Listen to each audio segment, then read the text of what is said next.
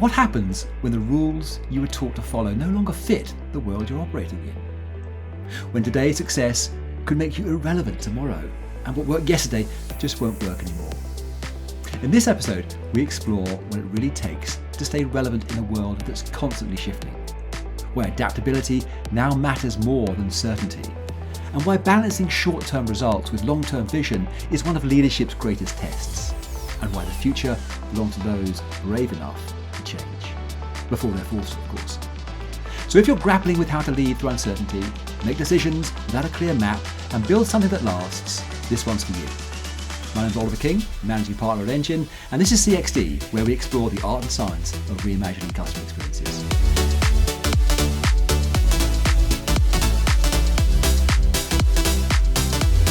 Today, I'm joined by a seasoned strategic leader with nearly 30 years' experience guiding organisations through complexity, transformation and change. Gary Simpson has worked across defence, national security and infrastructure, all environments where the stakes are high and the path isn't always clear. He's known for leading with clarity amid ambiguity, helping organisations evolve not just structurally, but strategically and culturally as well. A trusted advisor on governance, long-term planning and capability building, Gary brings a calm, grounded perspective and a reputation for making the kind of decisions that enable lasting relevance. Gary, welcome to the show. It's great to have you here, sir. Olly, thank you, and great to be here. Fantastic. So listen, before we get into the real detail of this, there's a question I wanted to ask you. When you think about leadership, not the theory, but the real kind of day-to-day experience of it, what's the hardest part that people don't always see?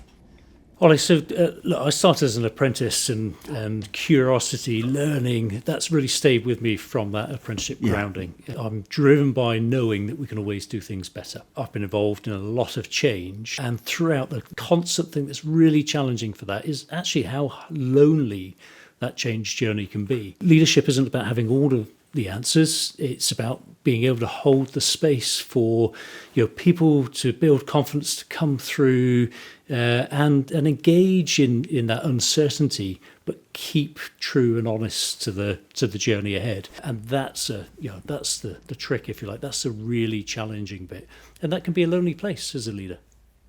No, I was going to say, holding that space and that loneliness and you're uncertain and people are looking to you for answers. And as you say, holding that space, to let those answers emerge or things become clearer. I've not heard anyone describe that loneliness, but I certainly agree with it. It isn't easy, is it? No, certainly not. And you've got to have confidence in the team's got to have confidence in you. And it is about building those trusted relationships. Without trusted relationships, you'll just be in a lonely place. With the trusted relationships, you've got the comfort of the team, those around you, knowing that, okay, we haven't got all of the answers right now. That place we're heading to, somewhere on the horizon, it's a little shrouded in fog perhaps, a little bit out of focus. But continuing to move forward with that team will get us there. And it's not being lost in that loneliness, I think. No, of course. It's great to hear you started as an apprentice. I mean, apprenticeships are really massive now, but I think when you probably go back 30 years or so, when you're talking about it now, that it felt like they were kind of quite specifically in certain industries. Was there one thing you sort of learned being an apprentice that you still hold today? Well, the one thing I definitely took away from that is the ability to look after myself around the house. I learned a trade, but moreover, beyond that, it's the sort of teamwork. That yes, leadership is about being behind a team, helping a team along on a journey, but it's about that collaborative teamwork and effort. And there's a huge amount of that in apprenticeships. The relationships you form with your peers, with those you work alongside and for, those things have really stayed with me. And that curiosity, lifelong learning. Yeah, no, absolutely. So one of the things we wanted to talk about, Gary, was this theme of navigating change, and it feels particularly right now that we're living through a time where planning 5 years ahead almost feels naive, because the world keeps changing and things keep being thrown at us. Political change, technology, what wasn't possible yesterday is incredibly possible today, and the future is almost unimaginable in terms of what we will be able to do. And it feels like, adaptability and agility may now be some of the most important traits for a business. And I'd love to ask you, Gary, about that challenge of navigating change, especially when so much is unpredictable. So I guess the direct question is like, what's the biggest risk of sticking to the plan when the world has already moved on? I mean, the biggest risk of sticking to the plan, if you like, if the world's moving around you, is you're just going to stay still. In relative terms, you'll be left behind. And that's why it's so important to be able to adapt and plan for future horizons. I'm a big sort of fan of futures thinking, if you like, thinking over multiple horizons. Yes, establishing the waypoints to get you to a point that you want to be. Perhaps that's on growth. Might that be a set of capabilities, but not focusing solely on that, always thinking about where that leads to in 2 or 3 iterations down. And sometimes those will be dead ends, and other times, that will be a critical path to enable you to unlock a future, and a future that's changed 3 or 4 times on that journey. And that's what future thinking really helps. A game of chess and thinking, several moves ahead. But it sounds like you're saying also like several moves ahead, but in several different games, to understand what different scenarios might lead to and what that might mean. Yeah, no, indeed. I mean, if I look back on one of the examples, for instance, that we've dealt with previously, I was leading a business. That business was built on engineering excellence and rightly proud of its heritage. The quality, the depth of knowledge, it was genuinely world class. But as you've pointed out, the world is changing. The technology, the needs and expectations of customers and users, and one of those changes was our customer needed us to be more agile, more flexible in our approach and the solutions, and really start thinking about the outcomes we were enabling rather than just the outputs of what the contract was allowing us or requiring us to do. And part of that then needed us to change the business model. We needed to be able to place the value on the outcomes and move away from just performing more work for more margin. So we really needed to adapt that business. So standing on the shoulders of what had gone before, it's not losing that heritage. It's a really important part of what's gone on decades prior to this point. But we did need to pivot into a new era of capability. And that adaptability in the business model, in the ways of working, the ways of thinking, wasn't just necessary, it was absolutely critical to be able to stay relevant for the future, to meet the customer's needs. And I guess that really sort of goes hand in hand then around the plan to get there. So I used to believe that the plan was good enough, everything else would follow, it would all click into place. But I've come to realise over my career that actually what matters more is the learning on that journey, figuring out when to deviate the plan, adapt that plan without you losing your focus on the destination or destination waypoints in that journey itself. Okay, so not so much stick to the plan, but just stick to the focus on the outcome essentially, where you need to get to, and accept the plan needs to change. So we use the word customer, and the show is called Customer Experience Design. But there are some environments where the customer isn't as clear as it might be. You've done a lot of work in B to G environments, or business to government environments. How do you keep teams focused and adaptable without losing clarity in that situation where there's not so much as of a very, very clear customer as you might imagine, like in a retail setting? What's the art of that? Olly, you're right. B2G, there are so many stakeholders. Those stakeholders might be the end user, it might be the contracting entity, it might be a military command in land, aviation or maritime. But common to all of that really is the end user themselves, and the thinking about, from an organisational perspective, from a team point of view, what's our purpose and mission here?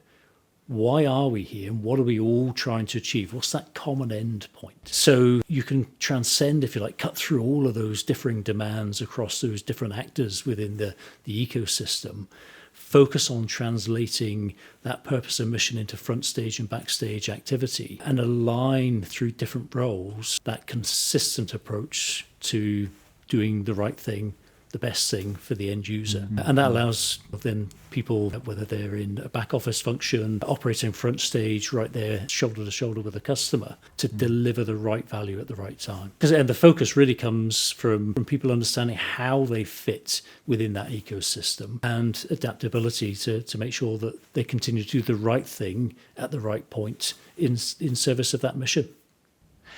And I mean, the word mission, I guess most people sort of, connotations with mission coming from like a, we understand about, from a branding sense, vision, mission, values, but the sort of the origins of it seem to come very much from like a military background. And one can imagine in those settings that, your mission and your purpose is really clear. And, within those teams, everybody is facing forward. They all know what they're doing. They all know they have very, very different roles to play, and that's clear. But is it harder to maintain that sense of purpose in environments that aren't so, where perhaps the mission or purpose is not as evidently clear as it might be if you're there in the Navy or the Air Force or the Army or something like that? Yeah, and that can be particularly challenging for those people operating backstage, right? Because you're not shoulder to shoulder with the end user necessarily day in, day out. Some colleagues have never even been on board some of the assets that we have been supporting, for instance. But being able to line in and understand how your part of that ecosystem helps deliver through that critical chain of enablement, the next person in the chain, the end point, the front stage activity, how do what you do enable for success and actually empower that end user to operate. That's the really challenging component, making it relevant to everybody within that ecosystem, irrespective of where you sit in that sort of value chain overall.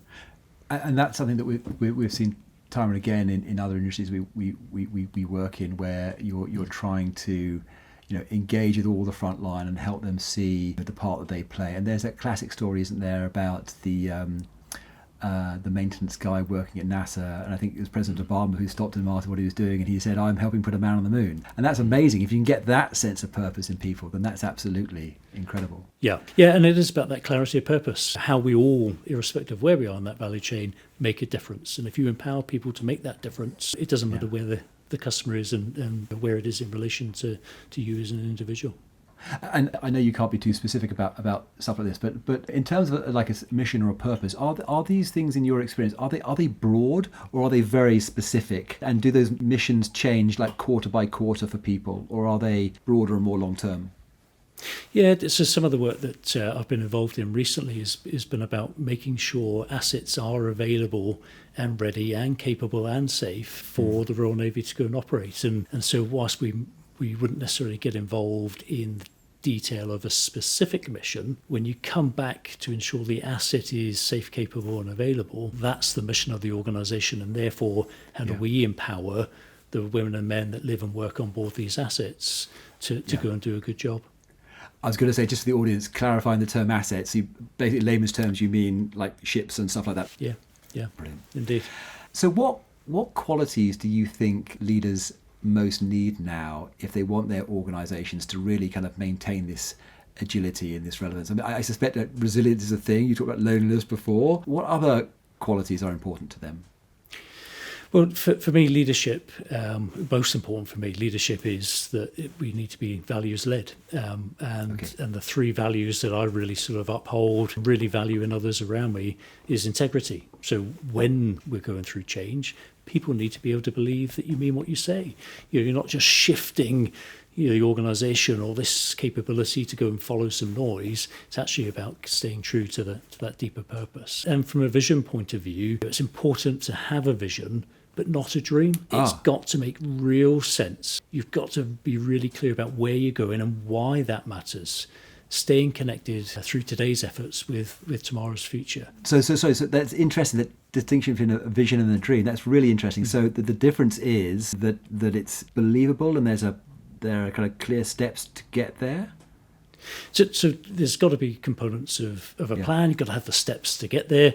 It hasn't got to be fully defined. I've always described the sort of vision for the changes and the businesses that we've got as that there's this thing on the horizon. We're working towards it. It's a bit shrouded in fog. We haven't got all the answers now. Slightly out of focus. We're going to go on a journey to get there. So you haven't got to have the full definition of that, but it's got to be achievable.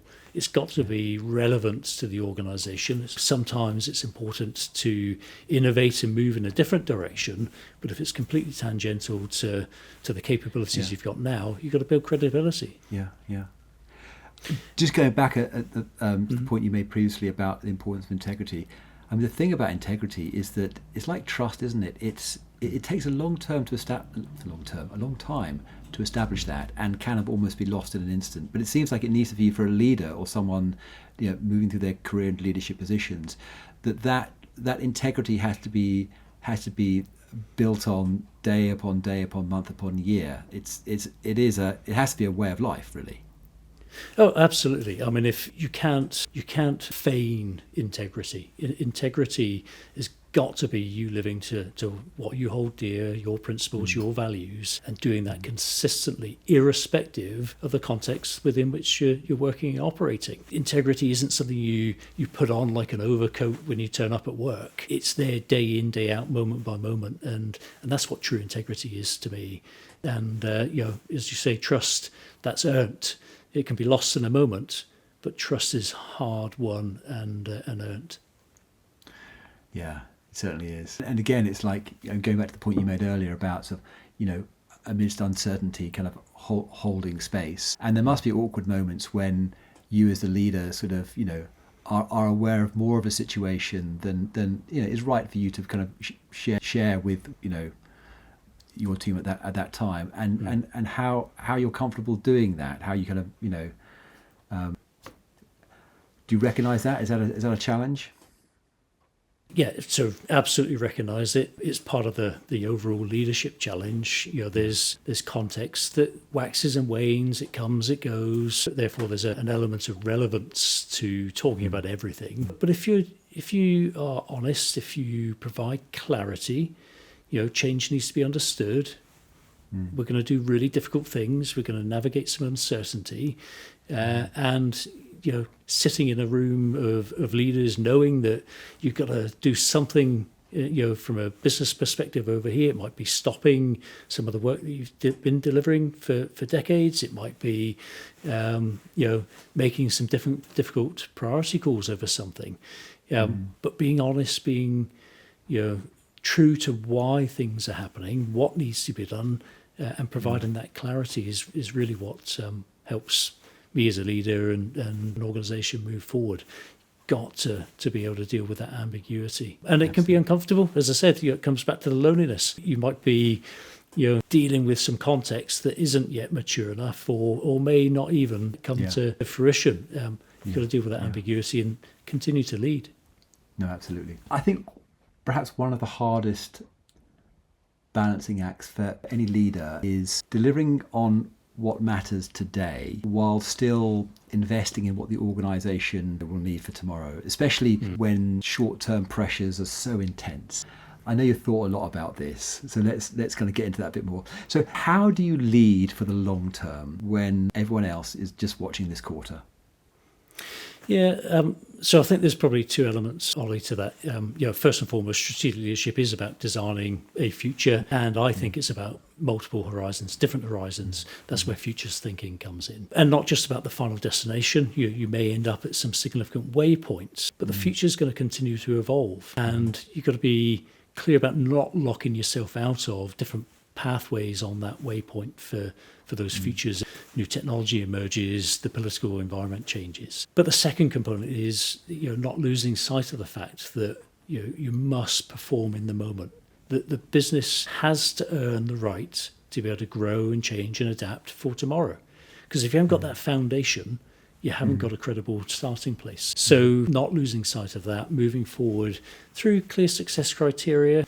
And as we said, sometimes that means making some quite difficult decisions, but building confidence and conviction for the overall journey. You just can't ignore the short term. It is about making sure that the urgent of that future changes.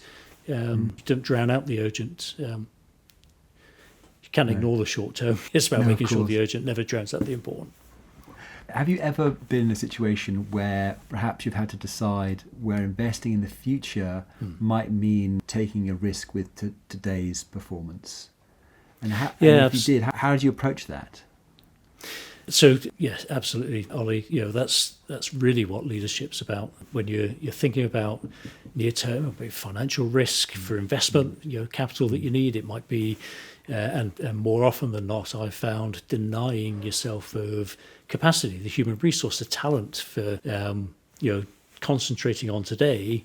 But needing to move forward for tomorrow. And I can think of one example where we needed to grow internationally, we needed to develop and expand our capabilities and expand the support across new territories. That needed some upfront investment, and that's an easy return on investment decision. But the biggest risk was diversing the talent engaged in today's contract, and contracts that were performing well, but needing to take them and actually move them the other side of the world to be able to develop and then go and deliver a new contract for a new customer. The biggest thing, bravest thing, if you like, we can do as leaders is take a calculated risk on a future that nobody else can see yet.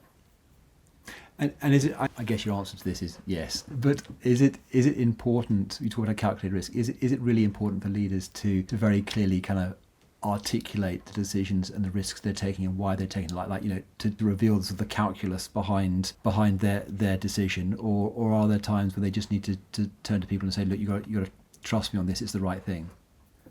Ultimately, you've got to do both. One thing that I really believe in, it goes back to that integrity and building trusted teams, is if you can't explain the rationale to even yourself or your direct team, then the chances are you're just making a gut decision. So the other benefit, of course, by talking through the rationale is others in your leadership team might see something that you've not. Leaders haven't got all the answers. So really important to co-design and co-develop some of these things, talk through and perhaps come to a different outcome, one that you hadn't seen yet. But gut instinct, surely that's a really important asset to be tuned into. So how do you use kind of gut instinct in these situations? For me, gut instinct, I always back up with a little bit of data or against an understood rationale. Yeah. More often than not, actually, gut instinct can tell you that you're making the wrong decision necessarily than the right decision.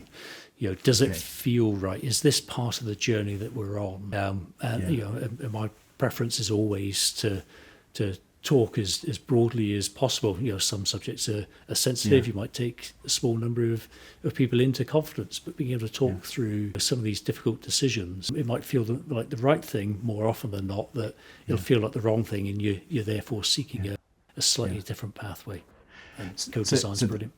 So the gut instinct is more like just a signal, and it's something. It's like someone putting their hand up, and you kind of going, okay, I've got to check this out. Whether it's pro or a con, it's telling you to kind of dig a bit deeper and get a bit of data and information behind it and substantiate the decision. So what advice would you give to leaders who are trying to shift their organisations into a new space when so many people just want to focus on just next week and not the next decade? You talk about some of these contracts you need to build. I'm sure they didn't return in a matter of months. They returned in a matter of years.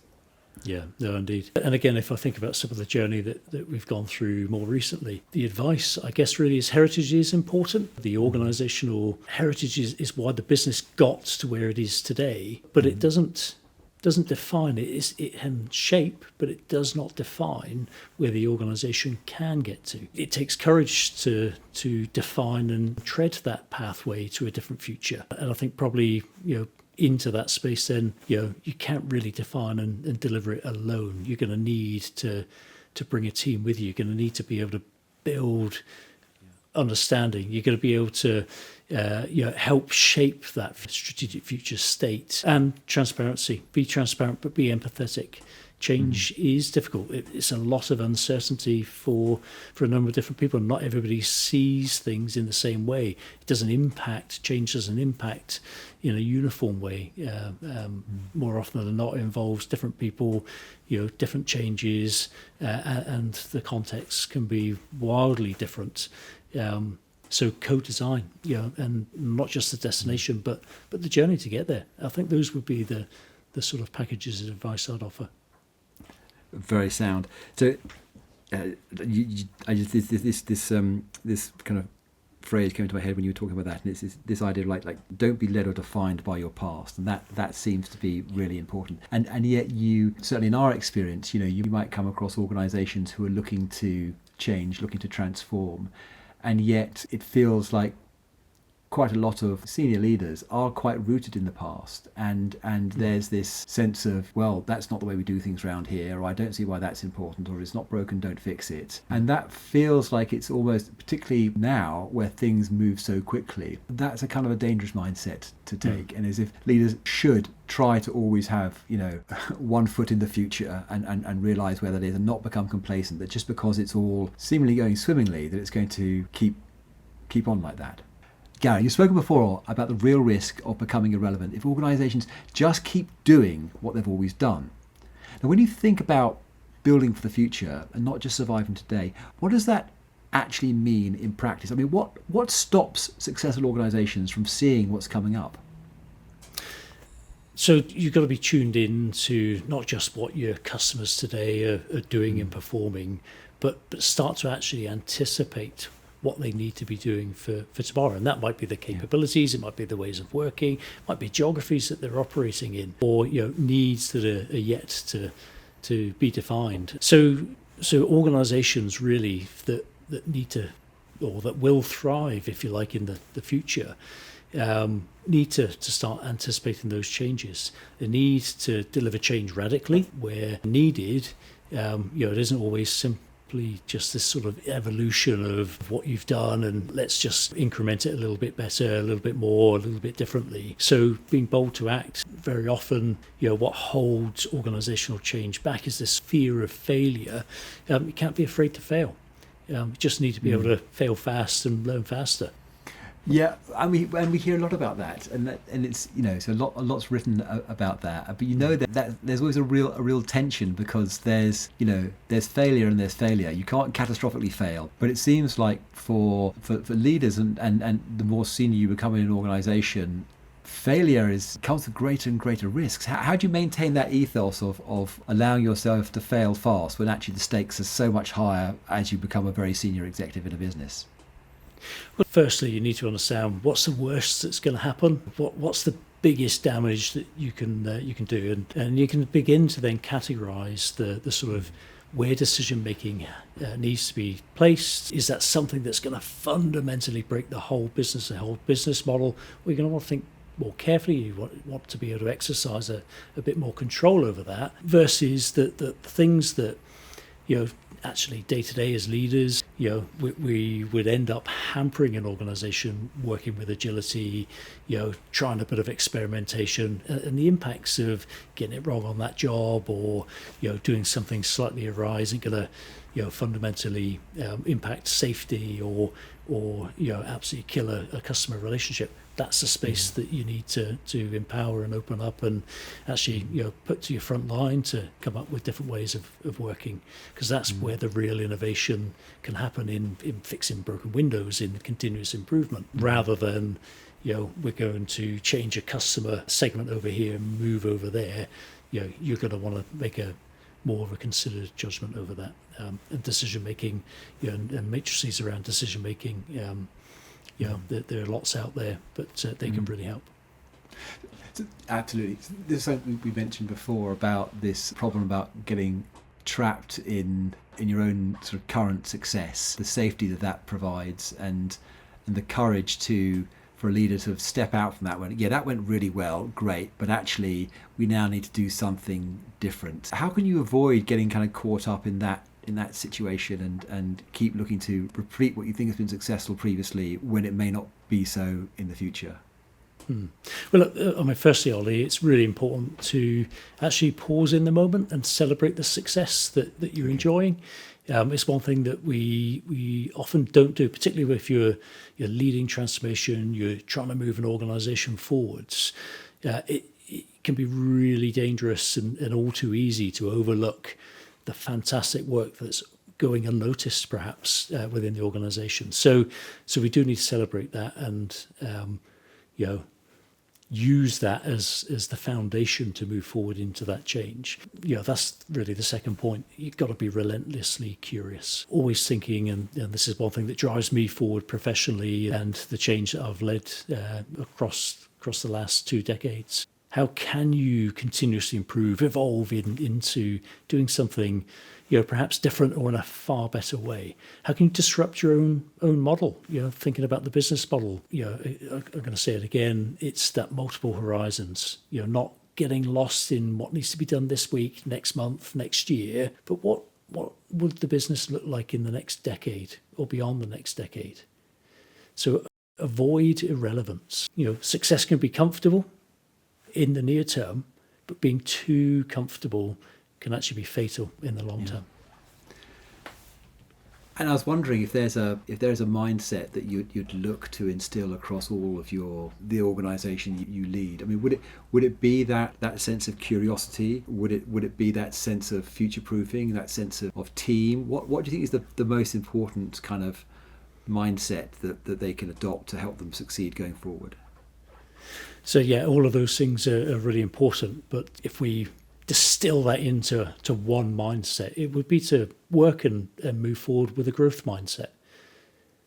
Therefore, you can fail fast, learn from that, empower to experiment. If it doesn't quite work out, have another go, come at it in a different way. To think about how the business can and people within the business can serve better. Could this work in a slightly different way? And then that growth mindset really comes with thinking bigger as well, thinking beyond boundaries, not just within a function or a team or your own individual role, but can we do something different by collaborating across the organisation? And I guess what mindset. Yeah, no, totally. And I guess what's really cool, what's really important within that is if what you're saying is so powerful. But having people, whatever level you're at, thinking about how you can add value elsewhere, how you can be curious, how you can make it better, how you can improve it. And then it feels that for all those people, for their line managers, their leaders, allowing them to be like that. Because that's quite hard as a leader when you've got all your team coming to you with a whole bunch of great ideas, or maybe ideas that you don't think are particularly great because you know something that they don't do. But still, it's they are demonstrating their growth mindset, and you have to take that on board and then deal with this onslaught of suggestion. Have you experienced that? How do you handle that? Yeah, so one thing that we've done consistently across every organisation that I've led, that we've been involved in change, is being able to funnel all those great ideas into a place that then could be themed, it could be analysed. You can make some assessments, and then categorising that into we just fixing a broken window, in which case we don't really need to know what the detail of the change is. We need to be able to create an environment that people encountering that friction can deal with fixing it themselves. Whereas those changes that are perhaps impacting whole parts of an organisation, different ways of working, bringing forward technology needs investment. Well, those are the things then you can put a bit more discipline, project change and control around. But you've got to be able to do both. Continuous improvement, moving and evolving a business needs everybody to be connected in some way, because otherwise you just end up being a bottleneck. That I would have failed as a leader if everything was coming to me for final signature, without that delegation, the decision making, being really clear. And that's the biggest thing that as leaders we can do, is be clear about, what are the high stakes changes? Right, okay, those high stakes we now need to bring to the leadership team. It might need to go beyond some of the organisation, engage customer in a different way. Those lower risk things, just get on and do with it. Come and tell me, if it failed, how are you going to fix it the next time, or the success that's been delivered as a result. And when the team get involved in doing that and leading, fixing the broken windows themselves, of course what they're doing there is they're learning how to go about change, and they're learning how to make things happen. And as their careers go on, the broken windows become a bit more the broken windows, and larger and more strategic, and there you have a set of people who are incredibly capable at dealing with this sort of stuff, which is exactly what you want. Indeed. Gary, this has been an amazing conversation. I've got one last question for you. So, if you could sit down with your younger self, what's the one thing that you'd want the young Gary to understand about leading through uncertainty and leading through change? Gosh, yeah. So trying to distill that down to just one thing. Would the Gosh, young that's guy a have listened challenge. to you? Probably not. Who would? So in all seriousness, I think there's probably 2 or 3 points, things that I would want to understand if I could talk to my younger self then. Clarity matters more than certainty. You don't have to have perfect answers, but you've got to be absolutely clear on why, what's the purpose, and then the rest follows. People don't expect perfection, but they do expect honesty, and that comes back to how I lead as a principled leader. You've got to keep it real, got to be consistent. Building trust absolutely matters and can be lost in an instant. Yeah. But when things are tough, that's when it really shines and shows itself. And that strength really comes back into then, I guess, care. And care, it is a strength, but it's not just a soft skill. Showing people, those that you work with, work alongside, that you genuinely care, builds commitment, not just compliance. So lead with purpose, act with integrity, care deeply. That's what I would tell my younger self. That's brilliant. That's a mantra to live by. That really is fantastic. Gary, thank you so much for joining me today. It's been a super rich, thought-provoking conversation. I've really appreciated, honesty, your integrity around it all, and the depth you've gone to. To everyone listening, check out the episode description for more on Gary and Engine's work in reimagining customer experience. And within that, there's links to case studies, insights, and resources to help you navigate change a bit better. If you enjoyed this episode, please follow CXD, share it with a colleague, and stay tuned. We've got more great conversations coming up exploring the future of customer experience across all sorts of industries. Okay, guys, thanks for listening, and see you next time. All the best.